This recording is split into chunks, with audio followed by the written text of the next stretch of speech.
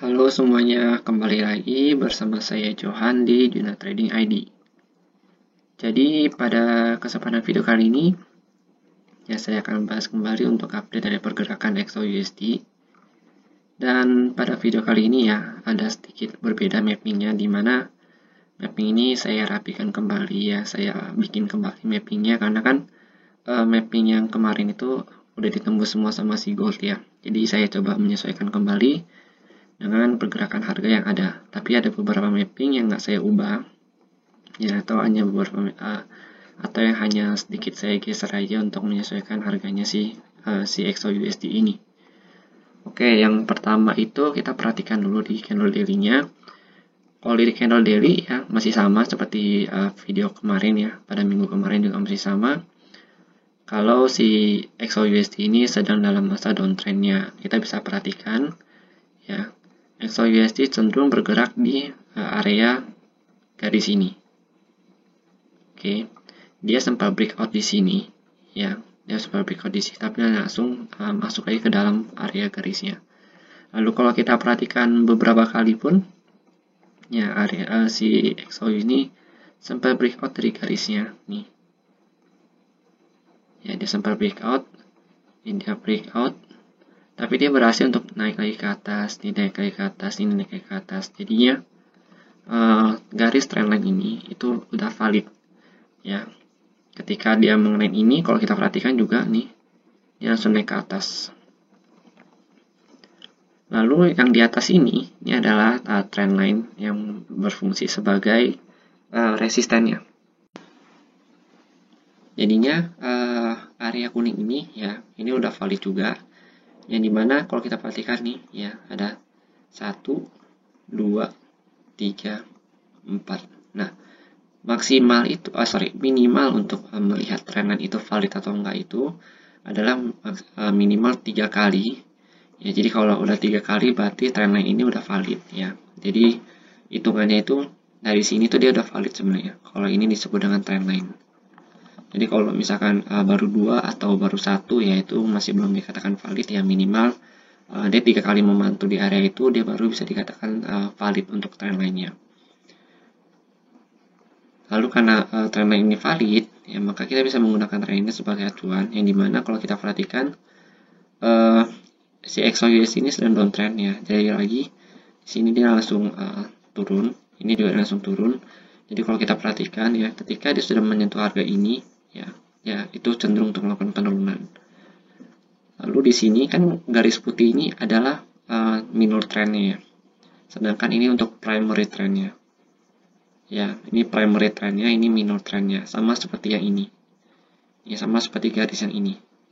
Nah, yang ini itu adalah minor trendnya. Jadi di dalam primary trend itu ada yang namanya minor trend atau subtrendnya. Nah, ini yang kita sebut sebagai minor trend atau trend kedua, tidak ada trend di dalam trend. Nah, saat ini kalau kita perhatikan ya, si daily XAUUSD ini ya, dia lagi menguji area trend line-nya. Nih, kalian bisa lihat nih. Dia itu sudah mendekatin area trend line-nya kalau kita perhatikan. Ya, ini Dia udah mencapai trend line-nya ya, di sini kan tuh. Dia udah kena. Jadi kalau besok dia reversal ya, misalkan besok dia reversal, itu ada kemungkinan besar dia akan kembali ke area sini untuk menguji area base yang ini ya. Ini saya menggunakan time frame 4 daily dulu ya, nanti akan saya coba jelaskan di time frame 4 jamnya. Lalu terakhir itu dia akan ada di sini ya, di base area yang cukup tinggi ini, atau di atas si harga 1800-an. Di sini kalau kita menggunakan time frame 4 jam, nah jadinya begini.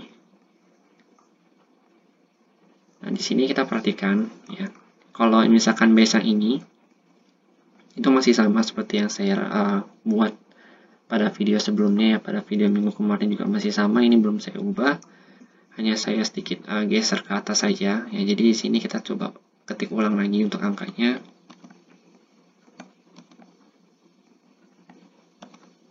Kenapa diubah? Ya, kenapa diubah?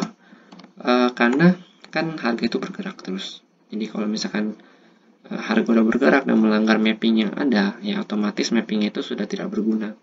Nah, karena sudah dilanggar dan juga udah nggak bisa dijadikan patokan lagi ya, makanya kita harus memperbarui mappingnya sesuai dengan pergerakan harga yang ada. Jadi fungsinya kita tuh melakukan analisa itu adalah untuk memperbaiki mapping kita kembali ya, karena kan market itu nggak bisa kita prediksi dan nggak bisa kita pastikan dia mau bergerak kemana. Jadi kita hanya bisa melakukan yang terbaik dan hanya menunggu market itu datang ke mapping yang sudah kita siapkan. Oke, di sini ada dia level harga 1861 sampai dengan 1875 ya. Lalu di sini itu ada di 1812 ya. Sampai dengan 1821.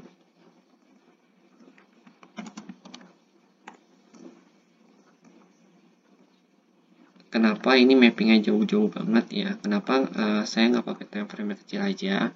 Karena saya ingin membuat suatu mapping ya, suatu mapping yang bisa digunakan secara umum ya. Jadi bisa digunakan untuk berbagai kebutuhan ya. Jadi bisa untuk kalian sesuaikan kembali nanti ya, untuk misalkan untuk scalping, untuk swing, dan untuk mungkin untuk intraday trading ya.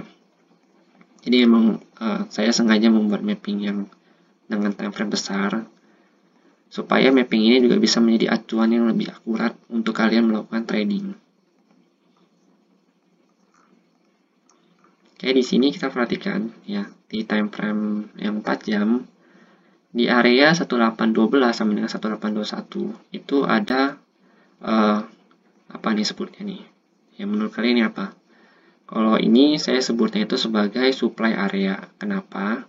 Karena harga itu sudah breakout dari area ini lalu melakukan retest kembali di sini. Kalian perhatikan di sini. Dia breakout tapi dia melakukan retest sebelum dia melakukan penurunan. Nah, ini juga sama ya. Dia naik dulu, ya sideway, breakout, retest, naik. Sama halnya dengan ini. Sayangnya bedanya yang ini itu dia nggak pakai sideway ya, karena tekanan sell juga yang cukup besar sehingga dia hanya melakukan retest saja pada saat breakout baru dia turun ke bawah.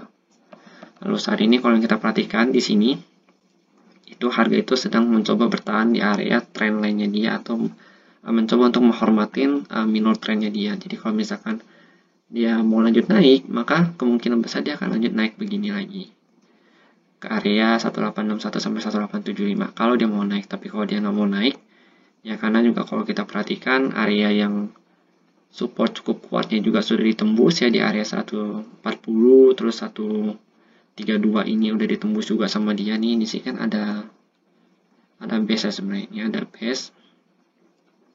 Ini kita perhatikan sini ada base. Ya, jadi base ini sudah ditembus sama dia. Jadinya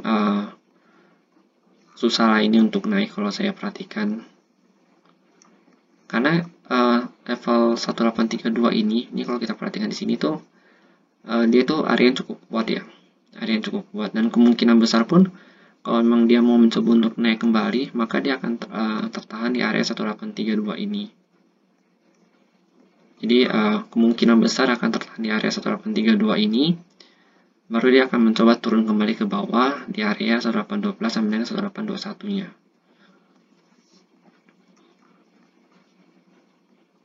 Jadi sebenarnya 1832 ini masih bisa kalian pakai ya untuk menjadi acuan ketika nanti harga naik lagi ke atas. Tapi kalau misalkan harga pada saat dia naik ke atas tapi dia mengabaikan area 1832 ini ya, berarti 1832 ini dia udah nggak anggap lagi, melainkan dia mencari injakan baru ya atau tatakan baru untuk dijadikan sebagai area support ataupun resist terkuatnya dia. Oke, lalu ini garis kuning kita hapus dulu. Ya, di sini kalau kita perhatikan ya di sini. Nah, ini tuh ada order book juga ya. Di sini ada ada supply area sebenarnya. Hanya saja untuk supply area ini udah ditembus sama dia nih. Ini udah ditembus paling atas sama dia sebelum dia melakukan penurunannya. Jadi tadinya sebelum dia menembus area supply ini, ya kita kasih warna biru aja. Lalu ini kita kasih warna biru juga supaya dia ada beda sendiri. Nah, area supply yang di sini ya itu adalah area supply yang menahan atau menopang harga dia pada saat dia berada di atas ini. Area supply ini ada pada level harga 1844 ya. Sampai dengan 1852. Ya, ini mewakilin 1850 juga. Ya, jadi area ini mewakili 1850 dan 1845. Makanya pada saat misalkan dia balik ke atas ya, kemungkinan besar nanti price juga akan tertahan di area sini, karena kalau kita perhatikan sebelum dia jatuh ya, sebelum dia crash ya, dia sempat bertahan di area supply ini terlebih dahulu.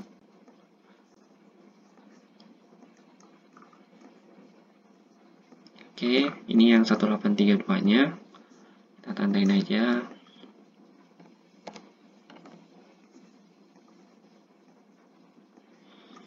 Lalu kalau kita perhatikan kembali, ya ini adalah range area yang cukup besar juga untuk si gold ini.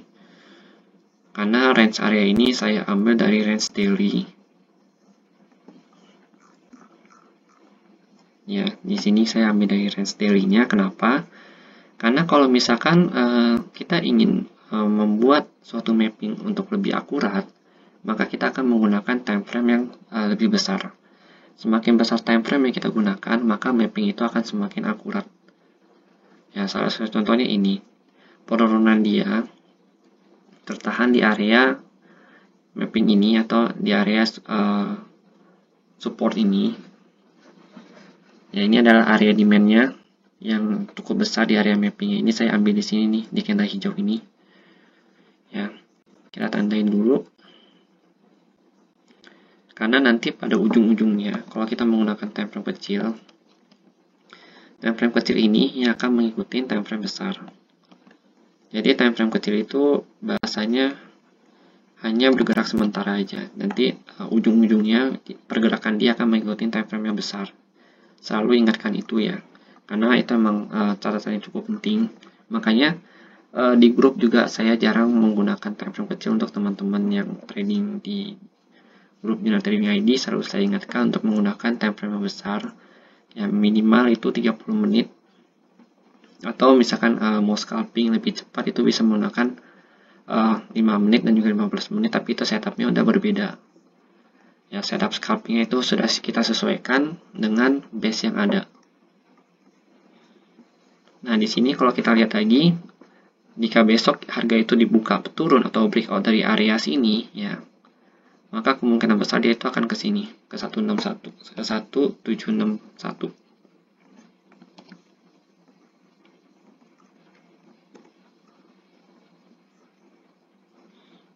Oke.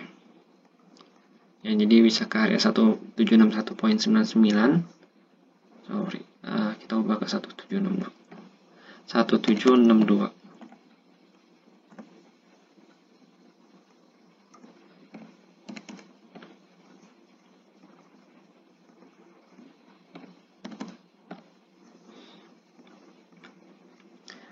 Nah, di sini kalau kita perhatikan, ya area ini adalah area yang memisahkan dia untuk naik sama turun ya. Jadi pada saat dia sudah berada di atas area ini, di 1762 ini ya, harga itu cenderung untuk naik ke atas.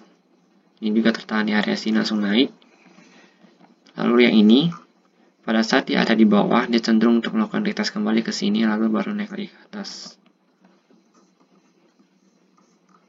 Oke.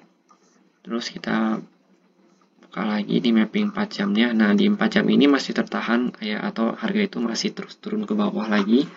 Walaupun si stochasticnya ini udah oversold ya. Ini udah oversold banget sebenarnya. Sebenarnya dari base yang ini nih. Dari base yang putih ini juga, dari base yang atas ini juga dia itu udah oversold, cuma masih dipaksa untuk turun lagi ya. Dia sempat koreksi di sini sebentar, baru dia turun lagi ke bawah, dan saat ini dia sedang mencoba untuk turun kembali.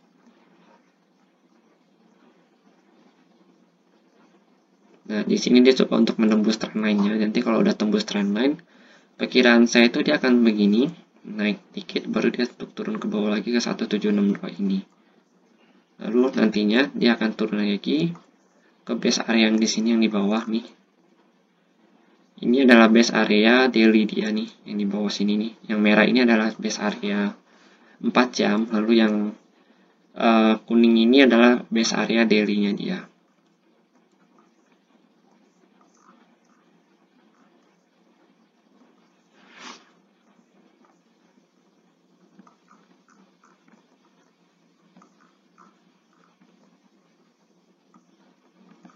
Nah, jadi kalau kita perhatikan, kenapa ini saya sebut sebagai base area daily? Kalau kita lihat nih, sini dia membentuk double bottom. Yang dia membentuk double bottom, lalu di sini membentuk polar reversal. Pada saat dia breakout dari polar reversal ini, ya, dia langsung naik ke atas lagi. Tuh, kalian perhatikan, setiap dia berada di bawah, ya, nih, dia membentuk pola M, lalu naik. Ini juga sama, dia membentuk pola M, dia turun. Ya, jadi ini pola W, naik, ini juga pola W, dia naik, lalu ini pola M, dia turun. Kalau mau lebih jelasnya itu, kita bisa ubah ini candle ke garis. Nah, kalau di garis atau di chart line, yaitu lebih kelihatan untuk pola-polanya. Ini ada pola M, dia naik. Lalu kalau kita perhatikan, di sini ada satu sedikit pola M kecil-kecil nih. Nah, di atas dia membentuk pola reversal lagi yang kecil. Lalu dia turun. Ya, di sini dia membentuk pola W lagi yang gede, yang kecil. Lalu dia naik. Lalu di sini, ya di sini daerah-daerah sini, kalau kita perhatikan, itu seperti membentuk pola M. Ya, tapi pola M ini gagal, sehingga dia langsung naik ke atas. Jadi sebenarnya pola M ini atau pola W ini adalah pola reversal yang cukup powerful ya, menurut saya itu selalu saya gunakan juga, dan gimana ya, untuk gagalnya itu sangat minim sekali. Jadi kalau misalkan polanya udah terbentuk, ya otomatis harga itu akan cenderung untuk naik ke atas. Tapi kalau misalkan polanya terbentuk tapi misalkan yang terbentuk pola M nih seperti yang ini nih, ya misalkan yang terbentuk itu pola M seperti ini. Oh, ini kita perhatikan ini kan pola M ya. Ya, tapi kan kalau ini kan kita entry pasti di sini dong. Pada saat dia breakout, ya dia entry. Nah, nanti stop loss-nya itu, ya stop loss-nya itu kita taruhnya di sini. Nah, kita entry di sini, stop loss kita di sini. Jadi pada saat harga break ke atas, ya kita udah aman. Kalian perhatiin ya di sini.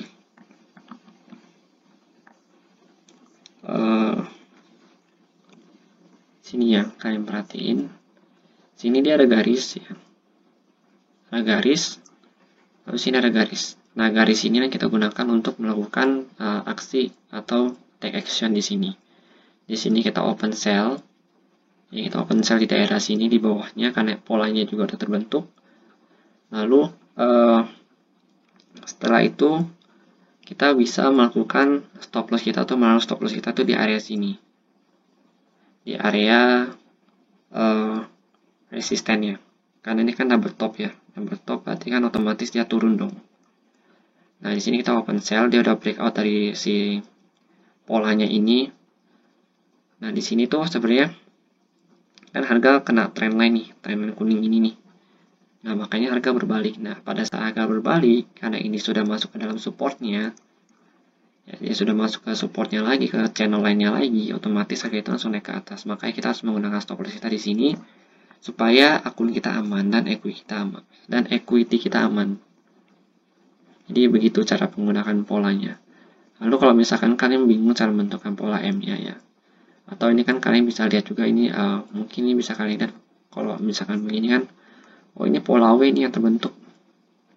Nah, kita bisa open buy di daerah sini. Ini kan dia nggak breakout nih ya, kalau kita perhatiin. Dia breakout ini. Nah ini kan dia nggak breakout, ya kan? Dia nggak breakout, nggak ada candle konfirmasi, berarti dia turun. Nah entry itu ada pada saat harga candle itu close di atas. Close di atas, konfirmasi candle naik, baru dia kita entry di situ. Contohnya ini. Nah di sini kan kalau di daily kan nggak kelihatan tuh ya pola-polanya ya. Nah tapi kita perhatiin aja di sini. Candle yang ini udah tutup di atas supportnya dia, resistannya dia nih. Tapi the next candle, ya candle selanjutnya itu, dia itu merah. Dia tuh merah, ada rejection juga di atas sini, jadinya dia turunnya ke bawah. Nah, karena dia turun ke bawah, berarti kan harga itu masih ada rejection atau nggak mau naik ke atas ya. Masih ditolak sama si buyernya, si sellernya. Makanya dia langsung turun naik ke bawah, baru dia membuat swing low di sini untuk naik ke atas lagi. Maka kalau untuk melihat pola M ini, kita harus cenderung menggunakan chart line ini, karena chart line ini menurut saya juga sangat berguna sekali. Jadi besok kalau menurut saya nih, XAUUSD ya kalau kita lihat dari si polanya, kalau di daily-nya kan ini belum terbentuk polanya ya, masih belum terbentuk polanya. Lalu kalau di sini, nah di sini dia ada pola M. Breakout sini dia naik. Lalu di atas dia ada pola M. Ya. Breakout sini dia turun. Padahal kalau kita menggunakan si candlestick itu nggak kelihatan. Jadi fungsinya line chart itu tuh untuk melihat pola juga. Ini dia belum ada pola, jadi saya nggak akan ambil entry di sini. Karena juga kalau saya perhatikan tahanan dia itu cuma ada di area 1762 ini. Dan kemungkinan besar ya kalau misalkan dia masih belum ada pola di sini, kita lihat di candle 4 jamnya. Ya di candle 4 jam dia baru mau belok. Kalau misalkan dia belok naik, turun lagi, naik lagi, baru saya akan coba entry dengan stop take profit saya itu dari 1812 sampai dengan 1821. Dan stop loss saya itu mungkin akan mepet sekali ya. Stop loss saya akan saya taruh di area 1778 di sini, di bawah obes ini. Jangan terlalu jauh karena kalau misalkan kita taruh stop loss kita terlalu jauh juga nantinya kesempatan kita untuk buka di bawah lagi itu udah hilang. Jadi rencana saya besok kalau misalkan dia bertahan di sini, saya akan coba di sini bukanya. Lalu kalau dia menembus ini berarti belum rezeki. Ya, kita tinggal tunggu lagi di bawah ya di base ini ya bisa di 1762 atau di area base yang ini nih. Yang daily-nya yang 4 jamnya ini. Ini adalah candle 4 jam.